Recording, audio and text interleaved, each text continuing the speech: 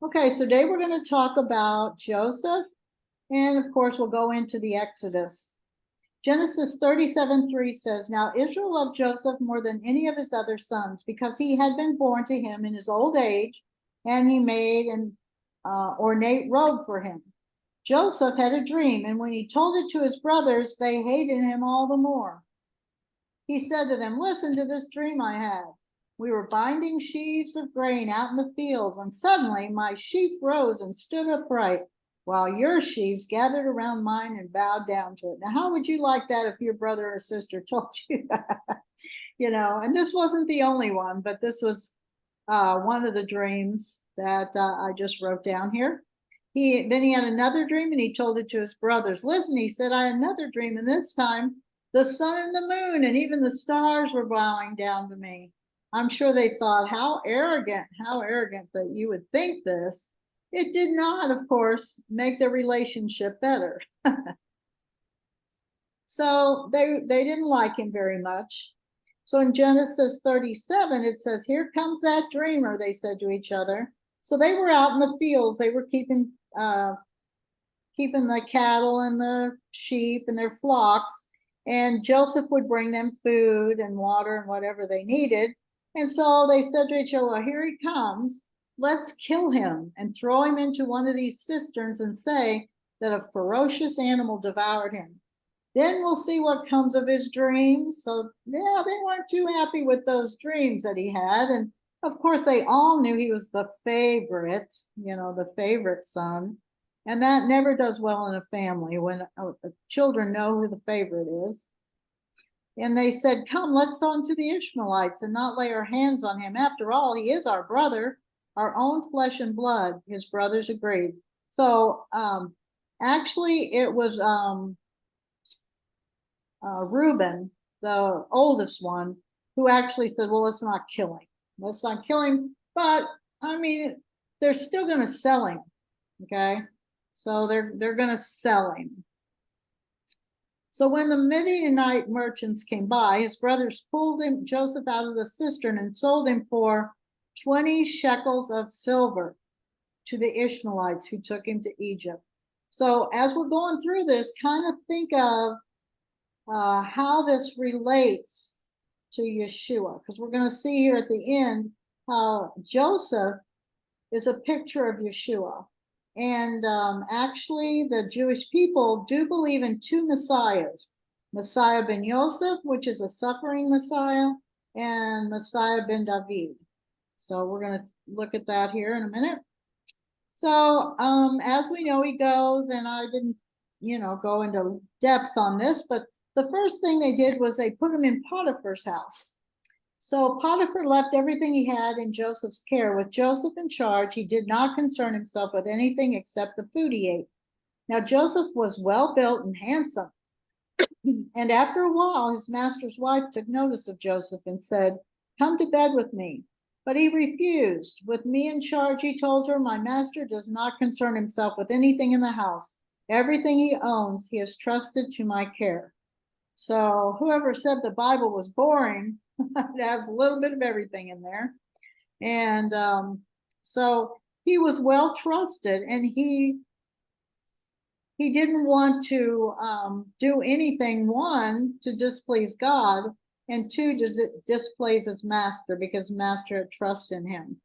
But of course, as we know, the story goes, she grabbed a part of his outfit, his clothes, and then she claimed that Joseph had, taken advantage of her. And even though Potiphar, I don't think Potiphar really believed her, but because she made the accusation, he had to throw him in jail. So then Joseph went to jail. And when he was in jail, there were two prisoners in there, a cupbearer and a baker, and they had dreams. But they didn't know what the dreams meant. So they went to Joseph. Joseph was so trusted. I guess there's just something about Joseph that people seem to be able to trust him, because immediately he was trusted by Potiphar and given everything to do. And when he got thrown in the prison, the same thing happened. He was elevated, and He was over the prisoners. And so he had that reputation of being a trustworthy person. So we both, cupbearer and baker, had dreams, they answered, but there is no one to interpret them. Then Joseph said to them, do not interpretations belong to God? Tell me your dreams. So they told Joseph the dreams, and then Joseph interpreted them. One was going to die, and one was going to live and go back into the palace. The cupbearer went back to the palace, and the baker died. And Joseph said to them, well, remember me when you get back to the palace. You know, because he didn't want to stay there forever. So he was hoping they would remember him, but they didn't until Pharaoh had a dream. So when 2 full years had passed, Pharaoh had a dream. He was standing by the Nile, when out of the river there came up 7 cows, sleek and fat, and they grazed among the reeds. And then 7 other cows, ugly and gaunt, came up out of the Nile and stood beside those on the riverbank. And the cows that were ugly and gaunt ate up the 7 sleek, fat cows. Then Pharaoh woke up. He fell asleep again and had a second dream. 7 heads of grain, healthy and good, were growing on a single stalk. And then 7 other heads of grain sprouted, thin and scorched by the east wind. The thin heads of grain swallowed up the 7 healthy, full heads. And then Pharaoh woke up. It had been a dream. Pharaoh sent for Joseph, because now I guess the cupbearer, I think in the story, the cupbearer says, well, I know someone who can interpret those dreams. Well, now he remembers 2 years. But anyway, at least he did say something. And he was quickly brought from the dungeon. Pharaoh said to Joseph, I had a dream, and no one can interpret it, but I have heard it said of you that when you hear a dream, you can interpret it. I cannot do it, Joseph replied to Pharaoh, but God will give Pharaoh the answer he desires. And then Genesis 41 says, then Joseph said to Pharaoh, the dreams of Pharaoh are one and the same. God has revealed to Pharaoh what he is about to do. And now let Pharaoh look for a discerning and wise man and put him in charge of the land of Egypt. So Pharaoh asked them, can we find anyone like this man, one in whom is the Spirit of God? And of course, it was Joseph. He said that there was going to be 7 prosperous years. They're going to get lots of grain, cattle, everything's going to be very prosperous. And then there's going to be 7 years of famine. And so they put, you, Joseph, shall be in charge of my palace, and all my people are to submit to your orders. Only with respect to the throne will I be greater than you. So he's second in command over all of everything that the people were going to have to eat. When all Egypt began to feel the famine, the people cried to Pharaoh for food. Then Pharaoh told all the Egyptians, go to Joseph and do what he tells you. When the famine had spread over the whole country, Joseph opened all the storehouses and sold grain to the Egyptians, for the famine was severe throughout Egypt, and all the world came to Egypt to buy grain from Joseph, because the famine was severe everywhere. Joseph was 30 years old when he entered the service of Pharaoh, king of Egypt, and Joseph went out from Pharaoh's presence and traveled throughout Egypt. So it's interesting. We're going to see here again the correlation between when Joseph started basically his ministry, he was 30. When Jacob learned that there was grain in Egypt, he said to his sons, why do you just keep looking at each other? Typical parent. He continued, I have heard that there is grain in Egypt. Go down there and buy some for us, so that we may live and not die. Then 10 of Joseph's brothers went down to buy grain from Egypt.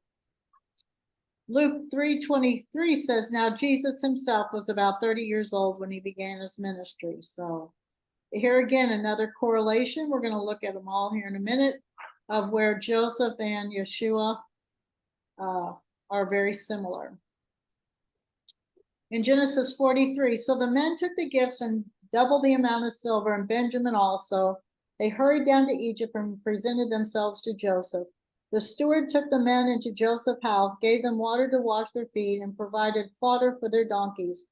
When Joseph came home, they presented to him the gifts they had brought into the house, and they bowed down before him to the ground. So, of course, I've left out a lot of the story.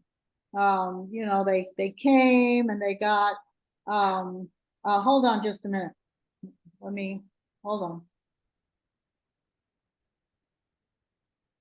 Okay, so I've left out a lot of the story. And so this is kind of at the end of the story when they were sent home, and then Benjamin had the silver cup in his sack. And so they thought they were going to be in trouble, but anyway, there's a long story to it. And Genesis 45 says, then Joseph could no longer control himself before all his attendants, and he cried out, have everyone leave my presence. So there was no one with Joseph when he made himself known to his brothers. And he wept so loudly that the Egyptians heard him, and Pharaoh's household heard about it. So at this point, Joseph, of course, they did not recognize Joseph. I mean, first of all, Joseph was younger when they sold him into slavery. So he probably changed a lot. And then, of course, he was second in command. Who would have thought that they sold him to the Midianites and he'd be second in command in Egypt? So they had no clue. They thought he had died. They told their father he had died. And so when they found out that he was alive, they all wept. Then Joseph said to his brothers, come close to me. When they had done so, he said, I am your brother Joseph, the one you sold into Egypt. And now do not be distressed and do not be angry with yourself for selling me here, because it was to save lives that God sent me ahead of you. But God sent me ahead of you to preserve for you a remnant on earth and to save your lives by a great deliverance. So Jacob and all his offspring went to Egypt, taking with them their livestock and the possessions they had acquired in Canaan. Pharaoh said to Joseph, your father and your brothers have come to you, and the land of Egypt is before you. Settle your father and your brothers in the best part of the land. Let them live in Goshen. And if you know any among them with a special ability, put them in charge of my own livestock. So they were honored. Goshen was apparently one of the better parts of Egypt, very fertile. Of course, it's good for cattle, and the Pharaoh wanted his family to take care of this cattle. And so it was a very wonderful time to save the children of Israel. So now we're going to kind of look at Joseph is a picture of Yeshua, the suffering servant. So they call him Messiah ben Yosef. And the Jews actually believe, like I said, in Messiah ben Yosef, Messiah ben David, the suffering servant. And so we're going to look at the similarities. First of all, his family wanted him dead and thought they had killed him. So just like Yeshua, his family, the Hebrew people, wanted him dead and thought they'd killed him. Of course, they didn't kill him, but they thought they did. Okay, Joseph was sold for pieces of silver, and Yeshua was sold for pieces of silver. Joseph was unjustly persecuted for his righteousness, and so was Yeshua. Joseph was a servant to all those he met. It just seemed natural. And Yeshua was a servant to all. And he wanted us to be servants also. God made Joseph a ruler to save the nations, and God made Yeshua to be a ruler to save the nations. Now, in the end, when his family was about to die, Joseph saved them. He was about 30 years old at this time. And so what do we know about Yeshua? Well, in the end, Israel's going to be about ready to get annihilated when Yeshua comes back to save them. They're about to die and he's going to save them. Now, he won't be 30 then, of course. Well, I don't know. He may still be. I don't know. He died when he was about 33, so. But still, Joseph was 30 when he started his ministry, so was Yeshua. When they finally realized they were bowing down to their brother they thought was dead, they wept in repentance. And so we know when Yeshua comes again, it says they're going to look upon him who they thought they had killed, and they're going to weep in repentance. So in the end, the nation of Israel will call out Baruch haba Hashem Adonai, and they're going to weep and they're going to repent, just like the story of Joseph. I think it's really beautiful. Instead of judgment, Joseph forgave them and gave them the best land in Egypt. So the Lord's going to come and he's going to give them their land forever. For sure, the 1,000 years. Now, I thought we'd look at Isaiah 53, because this is one thing that the Jews don't like to read in the synagogue. In fact, I don't think they read it, because they believe that the suffering servant that's talked about in the scriptures is Israel, and that they believe that the Holocaust and some of the things that they've gone through, the persecutions, they were the suffering servants. So we're going to read through this and see, was this a person, Isaiah 53, or was it a nation? So we're just going to read through it. I don't see how they can think it was a nation, but we're going to at least read it. They don't like it and they don't read it. So it says, who has believed what he has heard from us? And to whom has the arm of the Lord been revealed? For he grew up before him like a young plant, and like a root out of dry ground. He had no form or majesty that we should look at him, and no beauty that we should desire him. He was despised and rejected by men, a man of sorrows and acquainted with grief, and as one for whom men hid their faces, he was despised, and we esteemed him not. Surely he bore our griefs and carried our sorrows. Yet we esteemed him stricken, smitten by God, and afflicted. But he was pierced for our transgressions. He was crushed for our iniquities. Upon him was the chastisement that brought us peace, and with his wounds we are healed. All we like sheep have gone astray. We have turned every one to his own way, and the Lord has laid on him the iniquity of us all. He was oppressed and he was afflicted, yet he opened not his mouth. Like a lamb that is led to the slaughter, and like a sheep that before its shearers is silent, so he opened not his mouth. So we as Messianics, we know this is talking about Yeshua. It says the whole time he. But for some reason, the Jews want to apply this to the nation of Israel, and that they went astray, that the Holocaust and all their persecution put on the transgressions and the iniquities upon them. I don't know. I'm just telling you. But Isaiah 53 is one of the most beautiful passages in the Bible. By oppression and judgment he was taken away. And as for his generation, who considered that he was cut off out of the land of the living, stricken for the transgression of my people? And they made his grave with the wicked, and with a rich man in his death, although he had done no violence, and there was no deceit in his mouth. Yet it was the will of the Lord to crush him. He had put him to grief. When his soul makes an offering for guilt, he shall see offspring. He shall prolong his days. The will of the Lord shall prosper in his hand. Out of the anguish of his soul he shall see and be satisfied. By his knowledge shall the righteous one, my servant, make many to be accounted righteous, and he shall bear their iniquities. Therefore I will divide him a portion with the many, and he shall divide the spoil with the strong, because he poured out his soul to death, as was numbered upon the transgressors. Yet he bore the sin of many, and makes intercession for the transgressors. So now we're going to get to there was a new king. So now there arose a new king over Egypt who didn't know Joseph. So I can't remember how many, 400 years I think they were in Egypt. And so I'm not sure exactly when this would be, but close to the 400 years. So they've been there a really long time. And a new king came up, and he wasn't exactly as happy with the Hebrew people as the other pharaohs were. And he said to his people, behold, the people of Israel are too many and too mighty for us.